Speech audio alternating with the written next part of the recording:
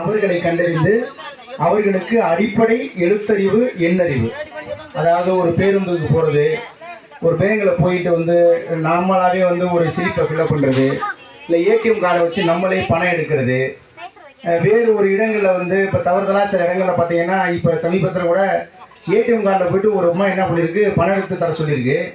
ஒரு பையன் அந்த ஏடிஎம் கார்டை வாங்கி பணத்தை எடுத்து கொடுத்துட்டு பின் நம்பரை நம்ம சொல்லிடுச்சு.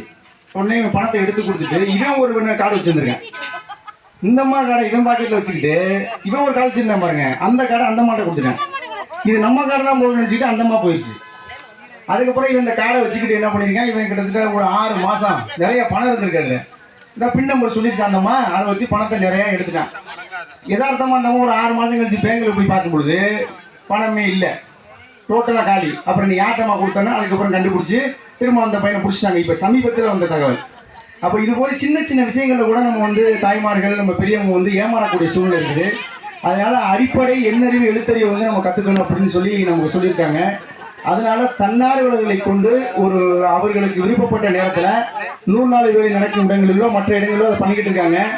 அதனால் 15 வயதுக்கு மேற்பட்ட யாராவது படிக்காமல் அடிப்படை விவரங்கள் தெரியாமல் இருந்தீங்கன்னா அவங்க அதில் ஜாயின் பண்ணிக்கலாம். அதனால் அந்தந்த தலைமை ஆசிரியர்களை நீங்கள் தொடர்பு கொண்டீங்கன்னாக்க அதுக்கான தகவல்களை வாங்கிக்கிட்டு அவங்களே அந்த வகுப்பை எடுக்கிறதுக்கான ஊக்கப்படுத்துவாங்க. மேலும் வந்து இந்த பள்ளி செல்லா குழந்தைகள் வந்து நிறைய பேர் இருக்காங்க, பள்ளி செல்லாமல் நிறைய பேர் இருக்காங்க. பள்ளி சென்றுட்டு வந்து பாதையில் நிற்கிறவங்க